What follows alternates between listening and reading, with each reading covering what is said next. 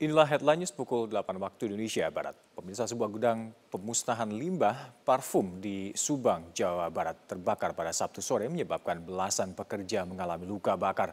Ledakan yang memicu kebakaran ini diduga akibat adanya pekerja yang merokok di dalam gudang. Sebanyak 14 pekerja PT Alvarel Putra Mandiri korban gudang meledak dan terbakar saat ini masih mendapatkan perawatan intensif di ruang IG di Rumah Sakit PT PN 8 Subang, Jawa Barat. Kejadian bermula saat para pekerja gudang ini memusnahkan limbah botol parfum, namun tiba-tiba terjadi ledakan di lokasi yang menyebabkan gudang dan ruang kantor terbakar. Menurut Wakapolres Subang, Kompol Eko Munaryanto, dugaan sementara ledakan terjadi karena adanya pekerja yang merokok di lokasi pemusnahan limbah yang seharusnya bebas rokok dan banyaknya gas yang mudah terbakar. Polisi masih menyelidiki kasus ini dan akan mengirim tim Puslap 4 untuk olah TKP. Duga api tersebut mengenai cairan yang mudah terbakar dari parfum-parfum tersebut karena ruangannya tertutup sehingga terjadi ledakan.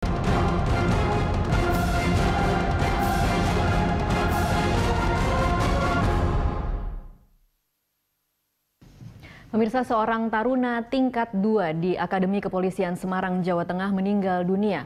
Korban bernama Muhammad Adam itu diduga meninggal setelah mendapat penganiayaan dari seniornya.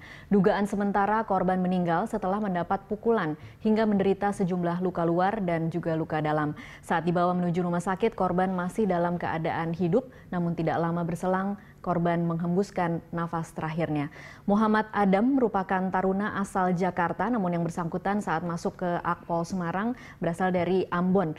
Hingga kini Polda Jawa Tengah masih terus melakukan pemeriksaan puluhan taruna hingga petugas yang berada di lingkungan Akpol untuk membahas dalam bingkai budaya kekerasan di Akademi Polisi. Telah hadir narasumber di studio kami. Yang pertama ada Alphonse Loemau yang merupakan pengamat kepolisian dan juga ada Kombes Polisi Sulistyo Pujo Hartono yang merupakan analis kebijakan Madya Bidang Penmas Divisi Humas Polri. Selamat sore Bapak-bapak. Selamat sore. Iya, terima kasih sudah hadir di studio kami. Sebelum kita mulai perbincangan, kami akan menyampaikan informasi Brigdatar Muhammad Adam adalah seorang taruna Akademi Kepolisian yang dinyatakan tewas dengan beberapa luka lebam. Korban diduga dianiaya seniornya yakni taruna tingkat 3. Berikut adalah kronologi tewasnya Muhammad Adam.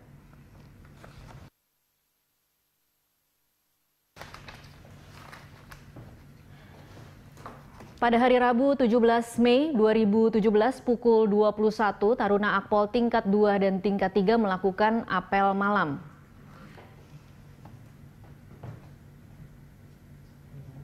Kemudian pada pukul 00:30 di hari Kamis 18 Mei, taruna tingkat 2 yang tergabung dalam Korps HIT Himpunan Indonesia Timur berjumlah 22 orang termasuk korban Muhammad Adam menghadap ke taruna tingkat 3 di gudang flat karena ada kesalahan. Setelah berkumpul, taruna tingkat 3 memerintahkan seluruh taruna tingkat 2 untuk melakukan sikap tobat sambil diberikan arahan. Taruna tingkat 3 melakukan pemukulan kepada seluruh taruna tingkat 2. Korban Muhammad Adam dipukul 5 hingga 6 kali di bagian ulu hati. Pukulan terakhir menyebabkan korban merasa kesakitan dan kolaps, kemudian kejang. Upaya menyadarkan korban dilakukan dengan CPR dan membasahi muka korban dengan air. Korban kemudian dibawa ke rumah sakit Akpol oleh 2 pengawas, namun pada saat dimasukkan ke mobil, korban sudah kaku.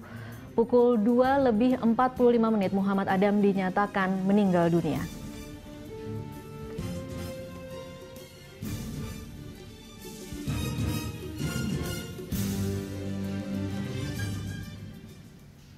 Ya, pemirsa, kita akan mulai perbincangan ini. Saya akan langsung ke Pak Pujo. Pak Pujo, sampai sejauh ini yang kita ketahui adalah ada 35 taruna yang diperiksa, 21 dari tingkat 2, 14 dari tingkat 3. Tetapi kita tidak tahu apa lagi yang kemudian sudah diketahui kepolisian dari apa yang terjadi di Akpol. Yang pertama ini, Mbak Tasya,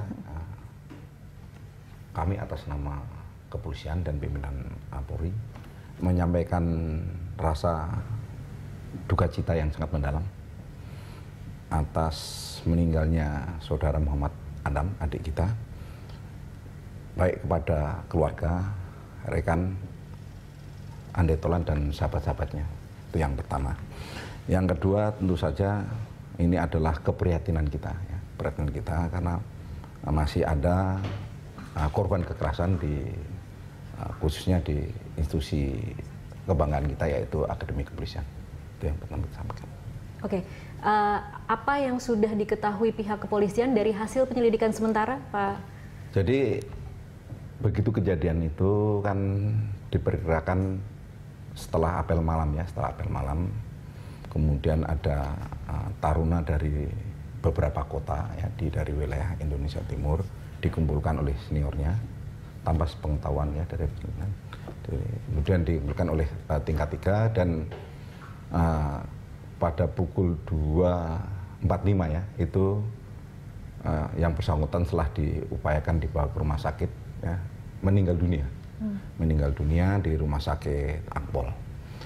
Kemudian pada pukul 8 pagi, ya, 8 pagi itu hari Kamis kemarin, dari Akpol, kemudian dari Polda Jateng, Direktur Reskrim serta stafnya, seluruh anak buahnya langsung bergerak melakukan upaya untuk melakukan penyelidikan terhadap kasus tersebut, ya, dengan dibantu staf Akpol, dan dilakukan pemeriksaan terhadap tadi yang sudah disampaikan, betul, dihitung 35, ya, 35 itu terdiri dari dari taruna senior tingkat 3 sekitar 14, dan sisanya adalah 21 dari taruna junior, ya, itu. Okay. Kemudian juga tentu saja setelah melakukan pemeriksaan ini kan proses yang panjang, itu sampai tadi pagi masih dilakukan proses pemeriksaan. Kemudian sore tadi dilakukan gelar perkara. Oh, sudah dilakukan gelar perkara? Gelar perkara, insya Allah, ya, sampai sekarang hasilnya belum, masih proses, ya, oleh Direktur Reskrim Polda Jateng, ya, Bapak Eri Santoso, dengan seluruh stafnya untuk melakukan, ya, pengamatan, kemudian analisa mendalam terhadap kasus yang terjadi, baik dari saksi-saksi yang ada, ya, saksi-saksi yang ada dari tadi yang telah diperiksa, kemudian juga dari keterangan dari dokter, kemudian pengasuh. Karena kalau baru diperiksa 35 ini pun berarti kan dari tarunanya aja belum habis nih, kan begitu. Yang mulai dari saat. Tapi ini 35 ini memang dipastikan ada di TKP pada waktu diperkirakan mereka ini kan nanti kalau kita melakukan namanya analisa pakai metrik, ini si A perannya apa, si B perannya apa, si C peran apa, si D peran apa. Ini sedang dilakukan tadi, sedang dilakukan gelar di Direktur Reskrim Polda Jateng. Nah, ini belum nih, baru 35 nih, belum nanti dokternya kita mintain keterangan, kan begitu. Belum melakukan olah TKP dan lain-lain. Ada kendala tidak sih, Pak, dalam melakukan penyelidikan? Ini kan penyelidikan menyelidiki rumah sendiri, ya, Pak, ya. Yang melakukan penyelidikan kan adalah Polda Jawa Tengah, kemudian juga ada Propam kalau tidak salah, ya, ikut. Saya butuh jaminan dari Bapak bahwa memang penyelidikan ini akan dibuka hasilnya seadil-adilnya bagi keluarga korban. Jadi begini, Kepolisian Negara Republik Indonesia ini adalah suatu institusi, ya, institusi yang sangat terhormat, ya. Itu sebagai salah satu tulang punggung bangsa. Jadi hukum itu tidak bisa untuk main-main, kan begitu.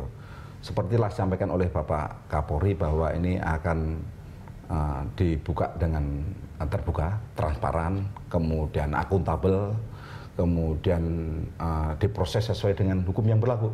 Pak Kapolri sudah memberikan jaminan. Itu Pak Kapolri belum prinsip hukum bahwa memang semua manusia ini di muka hukum itu sama. Ya, baik. Tidak ada namanya ini si pejabat tinggi, pejabat menengah atau anak siapa, tidak ada, semua sama. Semua sama di hadapan hukum. Saya ke Pak Alfons. Pak Alfons, apa catatan Anda dari kasus ini? Catatan saya bahwa sejak reformasi Polri itu kan di dalam melakukan berbagai kegiatan, termasuk dalam upaya mendidik para penerus generasi pimpinan Polri ini, sudah mulai dilakukan kegiatan-kegiatan dan konsep-konsep bagaimana yang dulu lebih heavy ke militaristic style mengarah kepada civilian style. Dan demikian maka untuk mendapatkan perwira-perwira yang tangguh namun profesional dalam melakukan tugas-tugas penegakan hukum, mereka harus dididik dengan metode-metode pendidikan yang menyesuaikan dengan tantangan kebutuhan kekinian gitu. Jadi sebenarnya sudah tidak ada yang berbau militer atau kekerasan fisik yang dilakukan di dalam Akademi Kepolisian, begitu? Jadi sebenarnya yang berbau militer atau kekerasan fisik, sebenarnya tindakan itu diharapkan agar orang-orang yang nanti keluar dari lembaga ini tough dalam menghadapi berbagai tantangan, berani bersikap ataupun tegas di dalam bertindak. Itu sebenarnya niat awalnya. Nah, bahwasanya terjadi ekses serupa ini hal-hal yang di luar harapan karena tantangan kekinian kan apabila menghadapi masalah, bagaimana secara profesional mampu menganalisis masalah dan memberikan jawaban untuk memecahkan masalah. Jadi yang demikian kemampuan profesional itu lebih dititik beratkan selain integritas personal, juga kompetensi intelektual. Baik. Kita kan tidak tahu terlalu banyak karena masih dalam proses penyelidikan, Pak Alfons. Yang kita ketahui adalah ada apel malam pada pukul 00, kemudian ada pemanggilan oleh senior ke gudang flat pada pukul 00.30. Nah, itu sesuatu yang wajar? Mungkinkah pengasuh tidak mengetahui ada pemanggilan dari senior? Sepengetahuan saya, setiap kegiatan, karena kalau di dalam kehidupan di asrama, di lingkungan dormitory itu ada piket. Jadi pembina itu pun ada piket. Jadi dengan demikian apabila pemanggilan di luar jam-jam seperti itu, memang seharusnya menjadi perhatian piket karena kalau sudah lewat jam apel malam, taruna harusnya istirahat karena besok pagi-pagi itu kan jam 5 sudah harus bangun senam pagi dan sebagainya, sehingga cukup waktu istirahat secara teoritik sehingga waktu dia di kelas dan sebagainya tidak terlalu lelah mestinya. Tetapi kalau sampai hal ini di atas jam 00 masih ada kegiatan, memang ini hal-hal yang mungkin di luar pemantauan ataupun ada hal-hal yang tidak terpantau oleh para pembina dalam hal internal piketnya. Pak Pujo, kemana pembinanya pada waktu itu? Ini yang tadi kan hasil pemeriksaan baru 35 orang.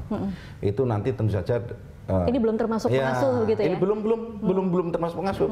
Akan banyak sekali ya. Mungkin bisa sampai di atas 80 orang yang diperiksa kan begitu. Makanya dari Mabes ini hari ini telah berangkat ke Jateng itu dari inspektorat dari Irsus itu dipimpin oleh Pak Saiful Zahri, serta dari Propam itu dipimpin oleh Bapak Karo Provos, Pak Rudolf Ruza, berangkat sana. Cukup banyak untuk membantu melakukan asistensi, yang intinya bahwa ini kan dua samping dari Polda Jateng, Direktur Reskrim Jakarta dengan seluruh perangkatnya, dari Mabes pun diturunkan tim, belum nanti tim-tim lain yang menyusul. Karena ini yang paling mendesak itu, yang ada penerbangan. Itu intinya yang pertama, itu bahwa kalau dari Propam, ini kan untuk melihat apakah proses belajar mengajar selama melakukan pembinaan ini telah sesuai dengan prosedur, pengawasannya bagaimana dari pagi sampai malam dan lain-lain. Itu belum dilakukan pemeriksaan. Itu yang nanti dari tim yang dipimpin oleh Pak Rudi Rudolfroja itu yang akan melakukan pendalaman. Oke, baik. Ya, belum lagi yang di luar itu dari Irsus, ya, dari Orasum yang dipimpin Pak Oke, baik. Pak Pujo, nanti di segmen selanjutnya saya ingin tahu bagaimana sebenarnya pola pengawasan dan juga pola hukuman di dalam akademi itu. Mungkin bisa dijelaskan apa yang kemudian boleh dilakukan dan tidak boleh dilakukan, apa yang dianggap wajar dan apa yang tidak dianggap wajar. Nanti kita akan sambung di segmen selanjutnya, pemirsa tetaplah bersama kami.